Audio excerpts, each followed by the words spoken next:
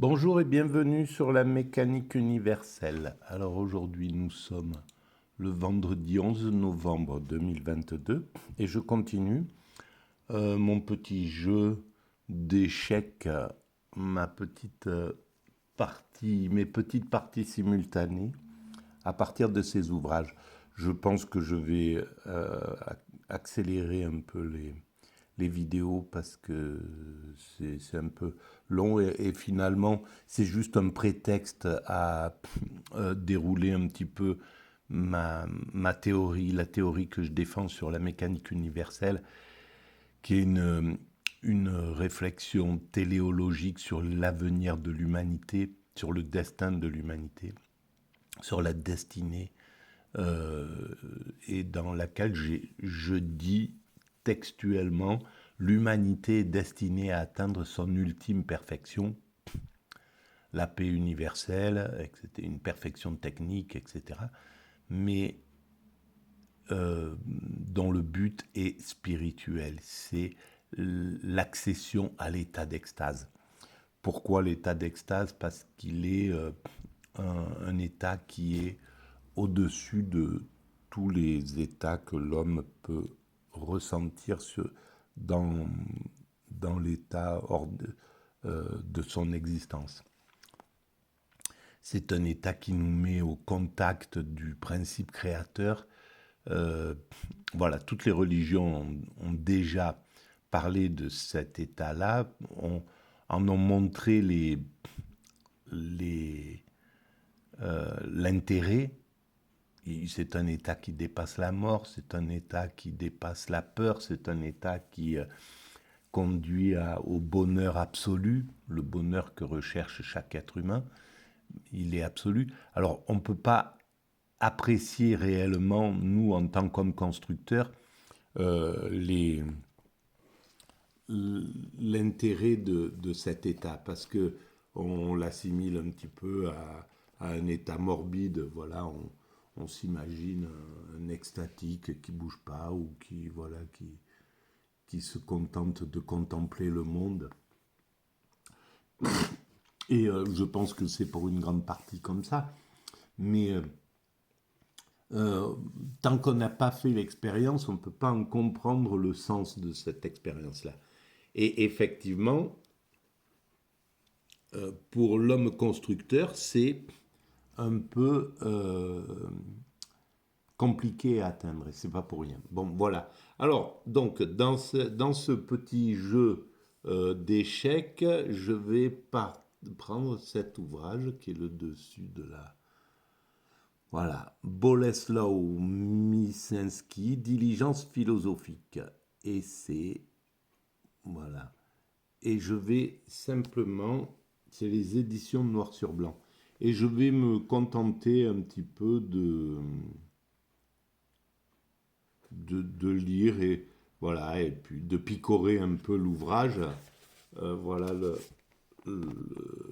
voilà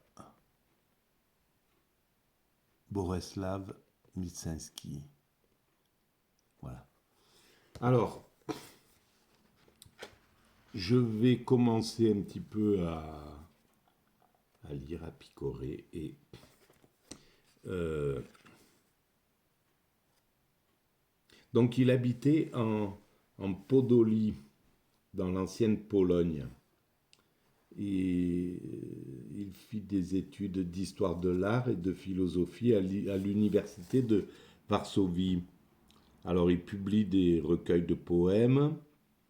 Il trouve très vite sa voie créatrice dans le domaine de l'essai philosophique. Portrait de Kant et Voyage aux enfers auront une grande résonance. Il meurt prématurément de la tuberculose en France, près de Grenoble, à l'âge de 32 ans. Donc 32 ans, 3, en 43.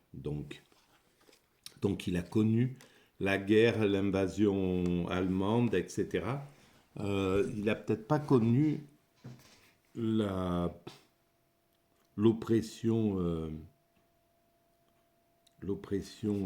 communiste en fait. Alors, je vais lire la table des matières déjà. Préface. De la haine, de la cruauté et de l'abstraction. Voyage aux enfers, portrait de Kant, de la Grèce, vue sur Grenoble, notes sur l'inspiration, pensée sur la guerre, réponse à la lettre de Franco, citoyen romain, de l'aventure et de la mer, fragment de carnet, diligence philosophique, remarque sur la politique. Bon, alors, comme je ne l'ai pas lu, c'est ce que je fais d'habitude, je vais picorer, puis voilà. Au fond, voilà, si ça vous donne envie de lire ces ouvrages, et je pense que j'aurai pas le temps de les lire, et finalement, je me demande si je vais pas les... Voilà, si ça intéresse des gens, vous me les demandez, ces ouvrages-là, et puis je vous les expédierai peut-être. Voilà, je vais y réfléchir à cette idée-là, plutôt que qui reste dans ma bibliothèque sans que je les lise, parce que j'aurai pas vraiment le temps, je pense pas. Alors, de la haine, de la cruauté et de l'abstraction. Je commence la lecture et donc je digresse à partir de ça. Je hais le totalitarisme. Pour cette raison aussi qu'il m'a appris la haine. Ça, c'est vrai, c'est très intéressant en fait. Voilà.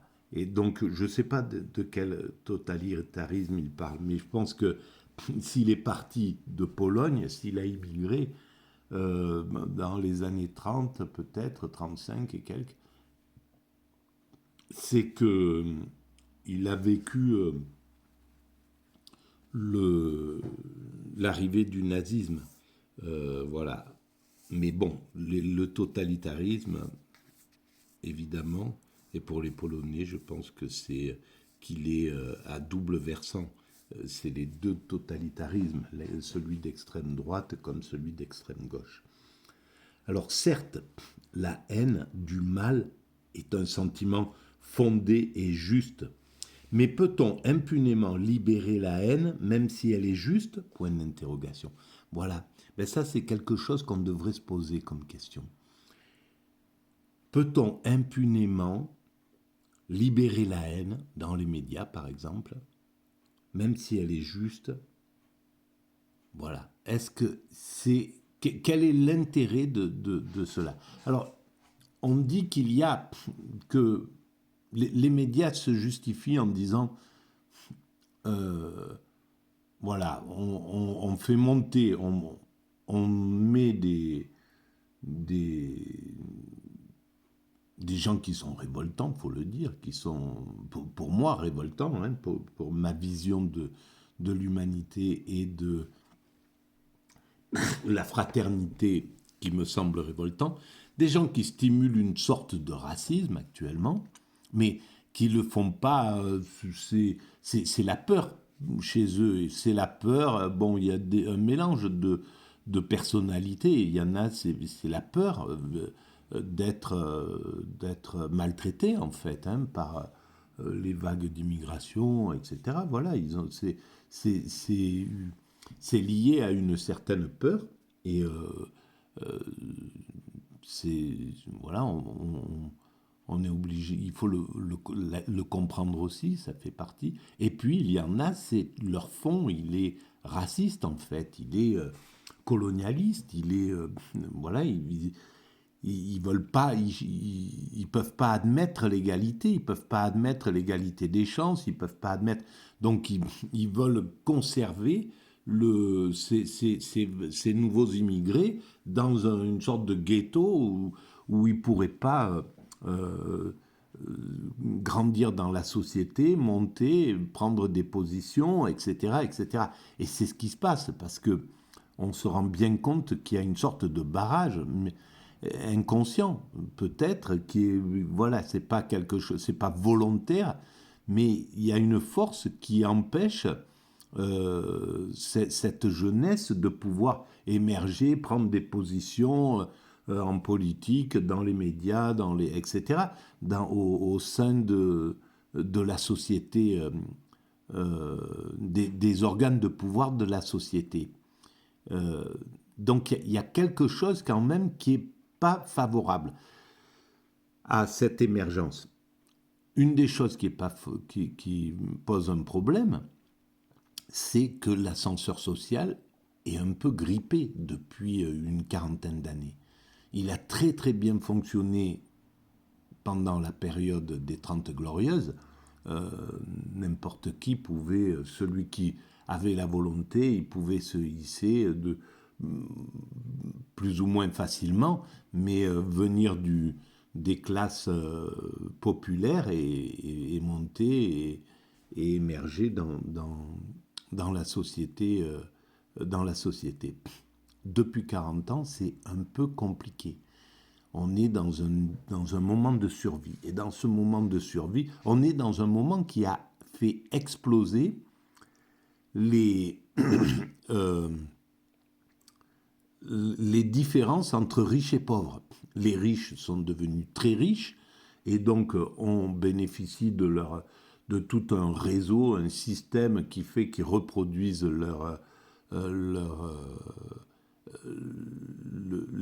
les endroits de pouvoir, qui se transmettent les endroits de pouvoir. Et même si un gosse n'est pas forcément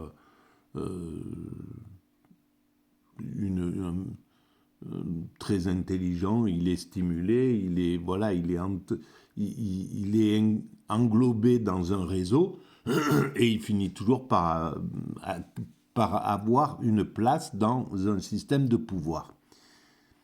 Et ce n'est pas du tout le cas dans les classes pauvres qui se sont appauvries, qui vivent en état de survie, donc qui ont un mal fou à donner, à conduire leurs enfants vers des études suffisamment enrichies. Déjà que le milieu social est extrêmement important dans la progression sociale pour un individu, et ça c'est tout à fait injuste, parce que là il y a quand même une volonté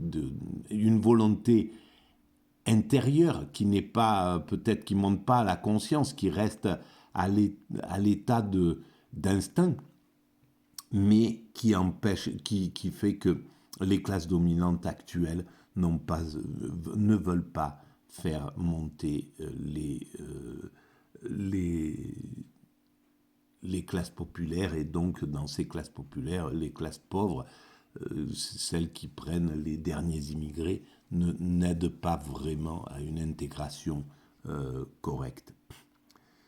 Et ça me ramène à quelque chose d'important qui me semble avoir détecté sur la mécanique universelle, sur le site que je développe. Donc, il y a dans le monde des dominants, c'est ce qui est un petit peu... C'est quelque chose qu'on peut reprocher, à mon sens, et que j'ai cru détecter, je pense. Une partie du monde dominant a besoin que le monde pauvre soit pauvre, qu'il y ait des indigents, qu'il y ait des gens dans la souffrance, pour pouvoir s'affirmer heureux, pour pouvoir se penser heureux, pour pouvoir dire, voilà, moi, pour pouvoir se donner une valeur, se donner la valeur qui se donne, c'est tout à fait narcissique, mais pour pouvoir dire, vous voyez, moi, ce que je vaux des millions par rapport à ces hommes qui sont obligés de mendier. Ils sont rien, ces gens-là. Et d'ailleurs, c'est exprimé. Il exprime sans s'en rendre compte, parce que c'est un peu comme ça. Ça se dit pas complètement dans les médias et au grand jour. Mais quand ils disent ceux qui sont rien, ça veut bien dire ce que ça veut dire. Ça veut dire qu'il n'y a absolument pas de conscience de ce que c'est que l'humanité. Et cet état d'esprit, il est la France d'en bas, ceux qui sont rien, les sans-dents, etc., etc. Il y a un mépris de ces gens. Et c'est pourquoi ces hommes qui accèdent au pouvoir, qui ont le pouvoir, soit politique, soit médiatique, soit et qui sont des embourgeoisés de première, quoi, qui sont des, des narcissiques embourgeoisés complètement, et donc qui ont cette vision comme ça des cas sociaux, des gens qui sont parce que la vie les maltraite, qui sont dans un état lamentable. Ces gens-là ont le pouvoir de changer les choses, s'ils voulaient les changer. Ça serait rien, ça serait un coup de baguette magique, c'est rien du tout. Ils peuvent le faire du jour au lendemain.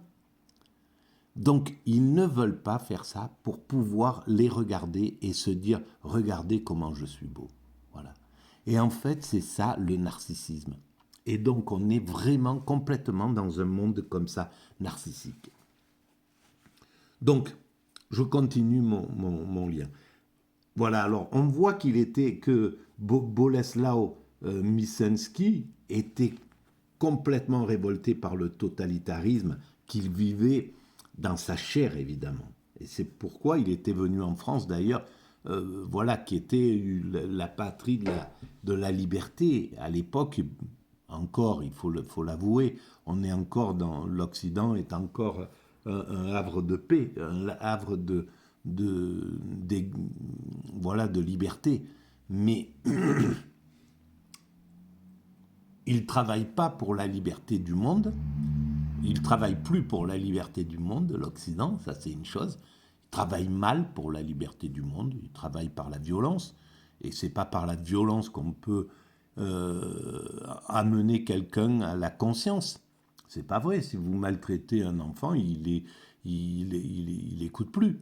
Voilà, on le sait. On le fait pour... On oblige maintenant la société à ne plus maltraiter les enfants, à ne plus éduquer par la violence, avec les coups, avec l'autorité, avec l'abus d'autorité.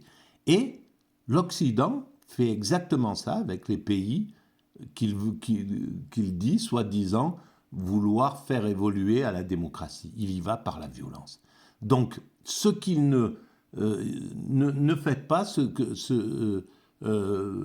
ce que je dis, ne faites pas ce que je fais. Voilà. C'est totalement injuste. Donc, ça veut dire qu'il y a une très mauvaise façon de penser en Occident à ce niveau-là. Donc, une fois déchaînée, la dynamique interne de ce sentiment ne libère-t-elle pas en même temps d'autres sentiments maudits ? On ne peut ouvrir l'outre où Éole tient enfermés les vents pour n'en faire sortir qu'un seul propice qui gonfle les voiles. Les vents mauvais s'échappent en même temps des profondeurs de l'outre magique, déchirent les voiles et troublent la surface des eaux. Je hais, j'ai le droit de haïr, je me réveille tous les jours avec ce sentiment. Voilà ce qu'il écrivait. Et évidemment, ce sentiment, on ne doit pas le stimuler. C'est quelque chose qu'on ne doit pas amener. Je pense que c'est très intéressant là ce truc sur la cruauté. Ça mérite quand même d'être lu. Derrière des arguments de l'historicisme se cache la cruauté. La relativité de l'historicisme mène souvent à une froide insouciance. L'historicisme rationnel de type hegelien mène à la cruauté. L'homme le plus cruel qu'ait connu l'histoire n'était ni Tamerlan ni le marquis de Sade, mais Hegel avec sa manie de l'abstraction, avec sa construction dépersonnalisée du développement dialectique.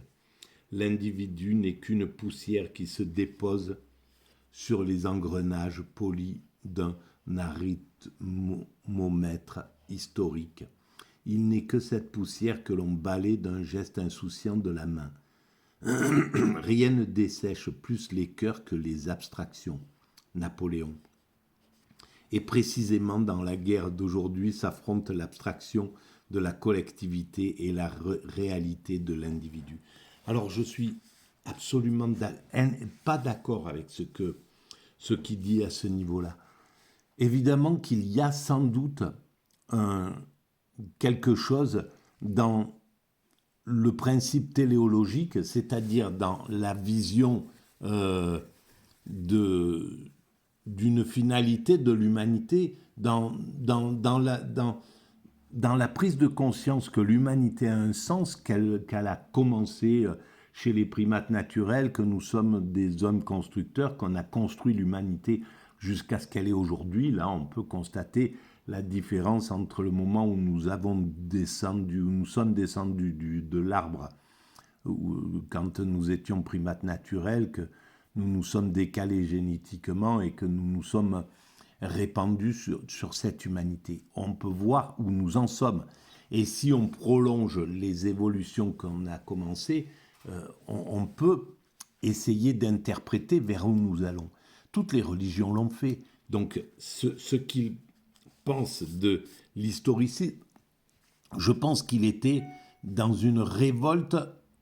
Alors, à mon avis, je ne connais pas son histoire à cet homme-là, mais il devait être violemment anticommuniste, violemment contre la révolution russe, etc. Pour quelle raison je n'en sais rien.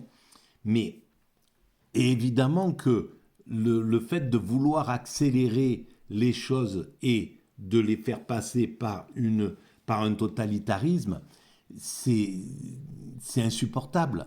Et c'est ce qui a fait chuter, capoter l'option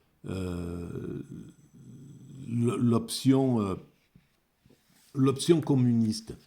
Mais on ne pourra pas faire abstraction de cette prise de conscience de notre évolution et de la réflexion sur notre but.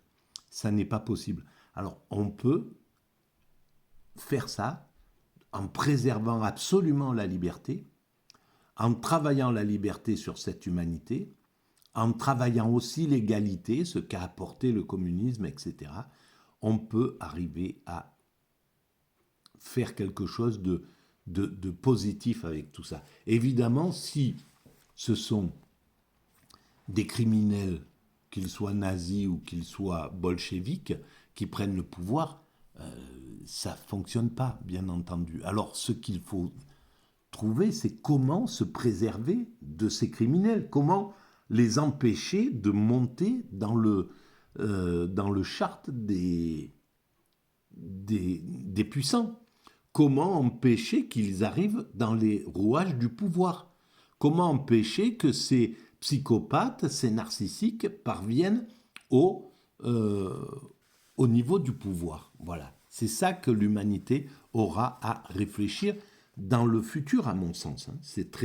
Ça sera important. Voilà, bon, là, je suis en contradiction avec cette idée-là. Ensuite, qu'est-ce qu'on peut lire de lui? Sur Victor Cousin, tiens, diligence philosophique. Nous connaissons, mon fils, la puissance de votre esprit. Lettre de Pie IX du 23 juin 1856, adressée à Victor Cousin. Son ardeur, sa profondeur éveillent en moi le plus grand intérêt pour sa personne. Alors, là, il parle de Victor Cousin. À Monsieur Cousin, quand la postérité vous apercevra sans votre costume philosophique aussi bigarré que celui d'Arlequin, elle écrira sur votre tombe « Sigis Victor, qui ne fut rien, ni philosophe, ni chrétien ». Eh bien ça, je le reprendrai bien sur ma tombe, tiens. C'est pas mal ça. Alors pourquoi il montre ses idées aussi obscures sur Victor Cousin? Aujourd'hui, Cousin n'est qu'un personnage moyen, sorti tout droit d'une quelconque comédie. Ah, Thibaudet, histoire de la littérature. Alors, ça donne envie d'aller savoir qui est ce Victor Cousin. J'en ai entendu parler, mais je ne me souviens plus du tout. Mais il y a quelque chose qu'est-ce qu'il lui reproche? Qu'est-ce que Bolesław Myszynski lui reproche? Et effectivement, il est quand même pas mal inclus dans la haine, euh, ce, ce Miroslav, ce Boleslav Myszynski, me semble. Effectivement, et bon, il a ses raisons très certainement, et on ne peut pas jeter la pierre à quelqu'un qui, quand il tombe dans la haine. Bon, là, j'ouvre encore la page plus loin. La métaphysique de la mort selon Simmel et Freud. Alors, c'est pareil, voilà pourquoi. Et la peur de la mort, c'est un autre article un peu plus loin. La culture de la vie interne, écrit Georges Simmel, est liée au sens que nous attribuons à la mort. Le problème de la vie et le problème de la mort ne sont que deux aspects d'une même question. Eh bien oui, et c'est pourquoi l'humanité va vers une ultime perfection qui est l'extase, l'éveil, la béatitude, le nirvana, cet état-là. Pourquoi on va vers cet état-là? C'est pas pour rien. C'est parce que cet état abolit la mort. Cet état neutralise la mort. Cet état dépasse la mort. Toutes les spiritualités l'ont compris. Pourquoi? C'est pas, ils l'ont pas compris sur le papier, ils l'ont compris physiquement, en faisant l'expérience de l'extase. En faisant l'expérience de l'extase, on comprend que la mort est dépassée à ce moment-là. Donc pourquoi nous allons dans cet état? C'est pour dépasser le problème majeur de l'humanité. C'est le sentiment de la mort. On en est conscient en permanence, même si on n'y pense pas, même si, mais il y a quelque chose en nous qui pense, et donc qui nous pousse à vivre comme nous vivons, c'est-à-dire à ne pas être dans la contemplation, mais à être dans l'hyperaction, dans l'action. C'est une manière de ne pas penser la mort, d'essayer de la mettre à distance, d'essayer de faire que quelque chose nous survive, d'essayer de faire que on essaie de durer le plus longtemps. Voilà, là, en ce moment, les Américains, certains, cherchent à atteindre vivre 200, 300, 1000 ans, 2000 ans, voilà.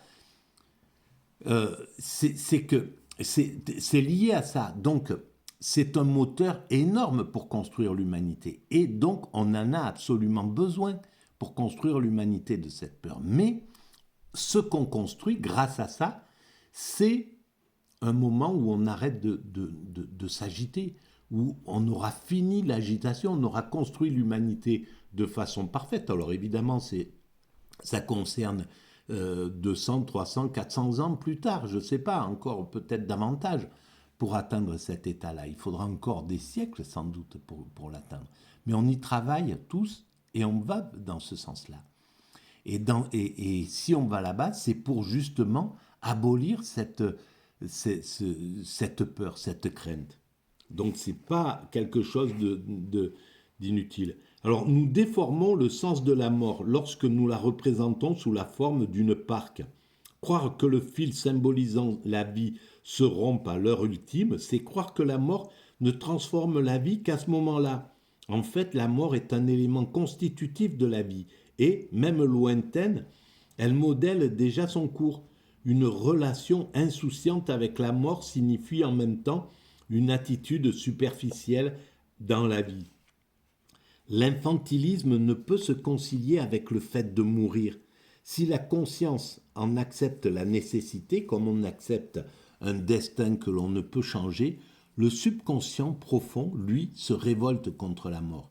Nous ne pouvons même pas nous représenter notre propre décès, car nous ne le voulons pas. Si nous nous voyons sur notre lit de mort, nous continuons à être là en tant que spectateurs, et nous continuons à vivre par la même occasion, car la logique, donc ce qui veut dire que même quand on est athée, on est obligé de croire qu'on ne meurt pas et qu'on se voit au-dessus, que quelque chose se voit, qu'on perdure en somme.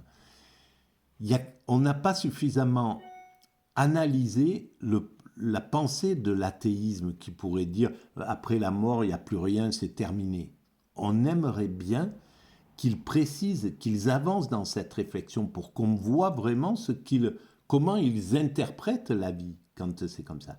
Je pense que même si on pense comme ça, nos organes, notre corps, quelque chose d'intérieur à nous-mêmes refuse ça et ne veut pas l'admettre.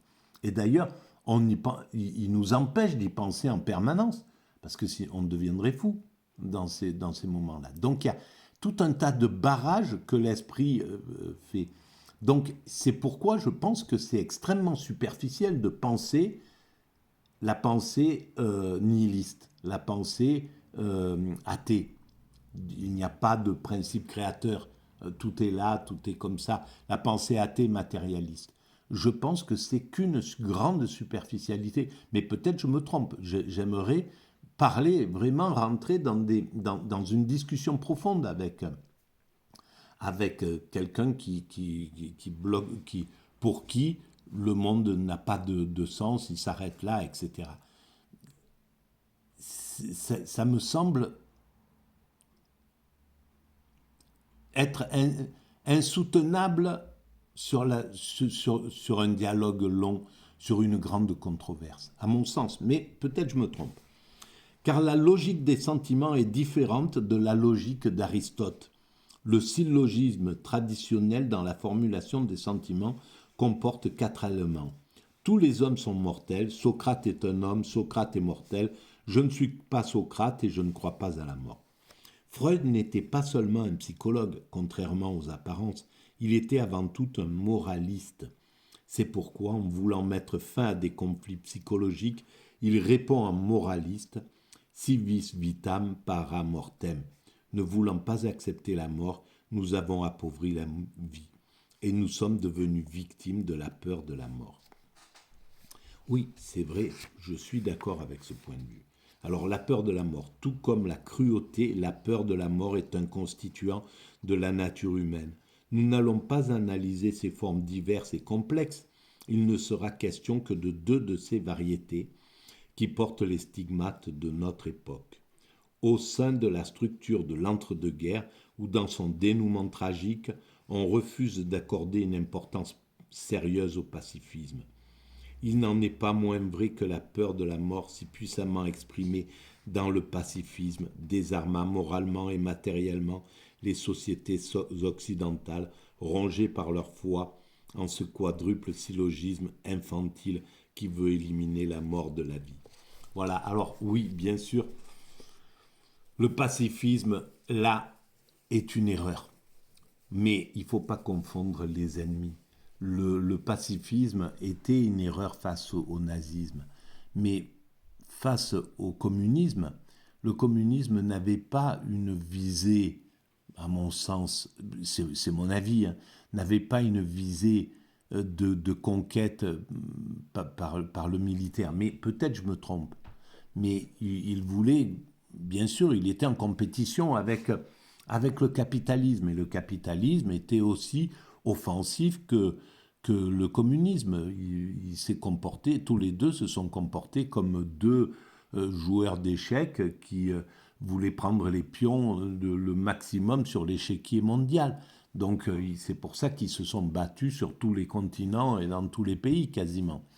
Voilà, les uns stimulant la révolte contre le capitalisme pour acquérir le communisme et les autres empêchant les communistes d'arriver et lui préférant installer même des dictatures d'extrême droite, par exemple. Voilà, ce genre de choses a été le lieu commun de cette aventure, de cette guerre entre communistes entre communisme et capitalisme. Mais je pense que, oui, Hitler avait tout écrit. Voilà. Qui a lu Mein Kampf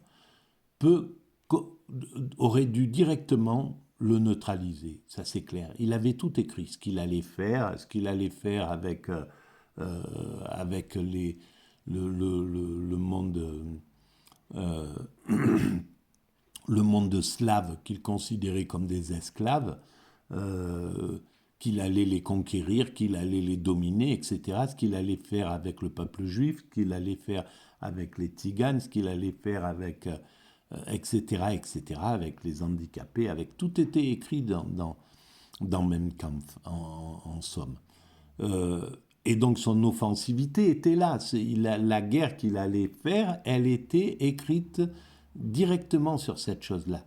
Donc ceux qui ont lu cet ouvrage-là, ils ne pouvaient pas être pacifistes. C'était pas normal, là. C'est pas normal sur cette chose-là. Maintenant, face au bolchevisme, il n'y avait pas à être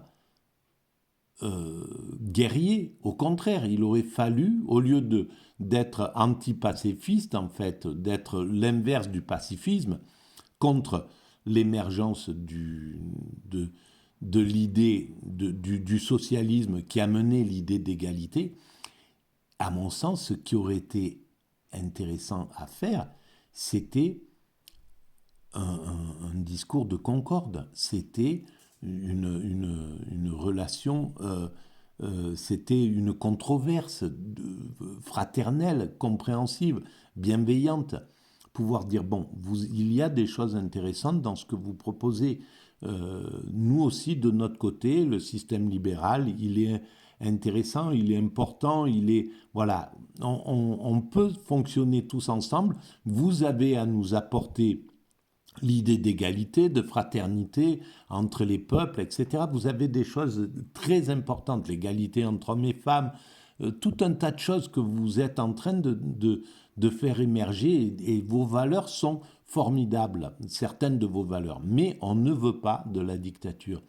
Donc, travaillez sur ce principe-là, sur votre principe de dictature, et nous, on va travailler sur le fait qu'on a un problème avec le capitalisme quand il veut à tout prix marchander tout ce qui se joue, et etc. Et les deux auraient dû être... avoir une position intermédiaire qui était le spirituel, qui pouvait leur dire, attention, des deux côtés, n'oubliez pas de lever la tête, n'oubliez pas de regarder qu'il y a un principe créateur, qu'il peut y avoir un principe créateur, qu'on doit penser cette idée-là, qu'elle est nécessaire de penser qu'il y a quelque chose de plus puissant que nous, ne serait-ce que cet univers qui est inouï, quoi. Donc, quelque chose est plus puissant que nous. Nous ne pouvons pas être tout puissants. Il faut que nous considérions une puissance supérieure à nous-mêmes pour faire tomber notre narcissisme, pour nous empêcher de nous croire comme maîtres et possesseurs de la nature, du monde, de l'univers, etc., comme les maîtres du monde. Nous ne sommes pas les maîtres du monde, et si nous partons avec cette idée d'être les maîtres du monde, nous allons faire des catastrophes. Et là, on y est, les deux pieds dans la vase de la catastrophe de cette vision matérialiste qui se prenait pour le centre du monde. Et il va falloir qu'elle rabaisse sa vision par nature, là, voilà, avec le réchauffement climatique, avec tout ce qui se passe, il va falloir que la société se ramène ses valeurs vers quelque chose qui est au-dessus de soi. Qu'on l'appelle X, Dieu ou autre chose, peu importe, mais on doit se comprendre. On doit comprendre qu'on ne peut pas laisser notre narcissisme et notre sentiment de toute puissance parler. Il faut ramener de l'humilité. Pour l'instant, il n'y a que le fait de placer au-dessus de nous un principe créateur. Et d'ailleurs, c'est le plus logique. Voilà. Si on y réfléchit clairement, le plus logique, c'est qu'il y ait du divin. Oui, voilà, dans ce monde. Et j'essaie d'expliquer ça sur la mécanique universelle. Voilà, bon, Bolesław Mickiewicz, Diligence philosophique, m'a permis de penser tout ça. Je pense qu'il est très intéressant à lire. il y a des choses très très intéressantes. Voilà, on a le droit de contester, et c'est ça la philosophie, hein. Et ça sera la même chose pour ce que je dis. Voilà, il y a pas, c'est pas parole d'évangile, c'est un point de vue, et la controverse est toujours intéressante. Voilà. Je vais essayer de regarder sur Internet pour en savoir un peu plus sur lui. Mais bien souvent, c'est curieux. Il y a des gens qui sont complètement sous-estimés par Wikipédia, par exemple. C'est assez... Voilà, il y a... Autant on va trouver 2 pages sur telle ou telle personne, et puis... voilà, là, ce qui me donne envie, c'est de comprendre qui est ce Victor Cousin. Et je pense que je comprends pas pourquoi. Je pense que ça devait être un révolutionnaire ou quelque chose comme ça. Et pour qu'il ne l'aime pas, pour qu'il ait quelque chose apparemment hein, contre sa pensée. Dans les premières pages, c'est ce que ça me suggère. C'est pas forcément la réalité d'ailleurs. Il faudrait le lire, cet ouvrage, pour savoir ça. Voilà. Si vous pensez que ces points de vue un peu hétéroclites, marginaux et tout ce qu'on veut, naïfs, ont une place euh, dans, à l'écoute d'un plus grand nombre, eh ben, n'hésitez pas à mettre un pouce, donc à soutenir, à vous enregistrer ou à mettre des commentaires. Tout ça fait la progression de cet espace philosophique, philosophico-naïf. À bientôt, merci, bonne journée à vous.